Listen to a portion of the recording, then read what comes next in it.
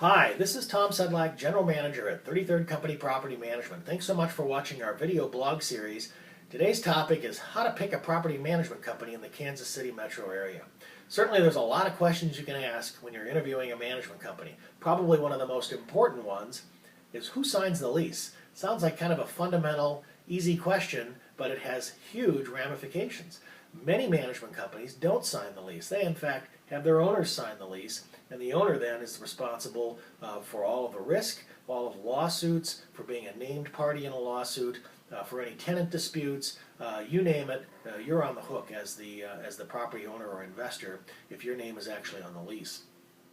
The good management companies out there don't require the owners to sign the lease. In fact, they sign the lease on the owner's behalf. Why is this important? Because you want to be anonymous as an investor and as a property owner. You don't want tenants calling you in the middle of the night. You don't want tenant complaints going to you. You don't want to be involved with city licensing issues, repair issues. You don't want vendor calls. That's what you're hiring a management company to do in the first place. And of course, the last thing you don't want is to be a named party in a lawsuit because of a security deposit dispute, because of a dispute with the withholds beyond ordinary wear and tear in the home.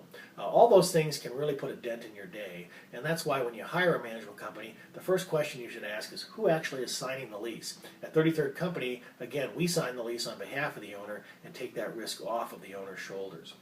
Probably the next biggest question you'd want to ask a good management company is, are you certified?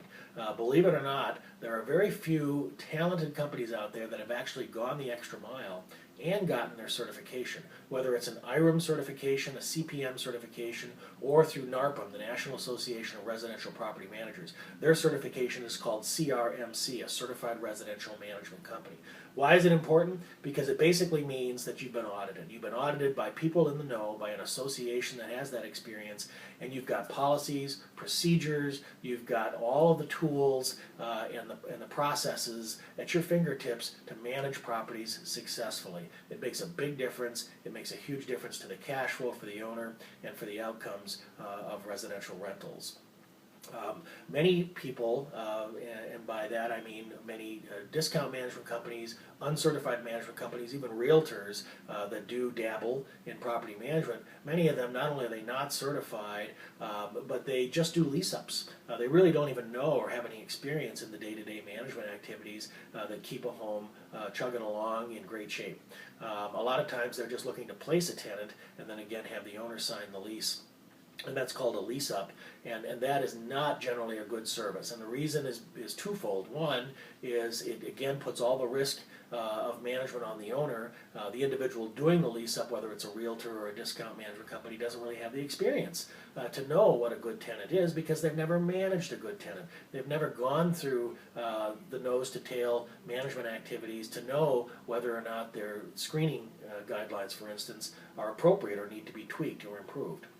And so that's the reason that they really aren't going to provide a good lease-up service, is because they don't know whether that lease-up is going to be successful or not, because they've never managed through the end of a managed lease. Years of experience is important too. Property management is absolutely not a commodity. It's something that does take years and years of experience to build and to create the processes, implement improvements, and to provide a service that is really world-class. 33rd Company has been around since 1993, providing over 20 years of service, specifically in residential rental properties. And lastly, probably another great question to ask is, are the property managers, are they actually employees or are they agents, either realtors or independent contractors working for the company? There's a big difference in terms of an independent contractor's work scope and an employee. An employee obviously is subject to policies, procedures, employee manuals, operations manuals, all of those good things, those certified processes that make that management successful. An independent contractor or a realtor is not subject to those. In fact, that's the definition of an independent contractor, is that they're not subject, they're not even required to take on property properties or manage them in a certain way. They're simply required to provide the due diligence and the legal support per their agency license, but they're not required to follow any established processes or experience. And I think that's fundamentally one of the biggest differences.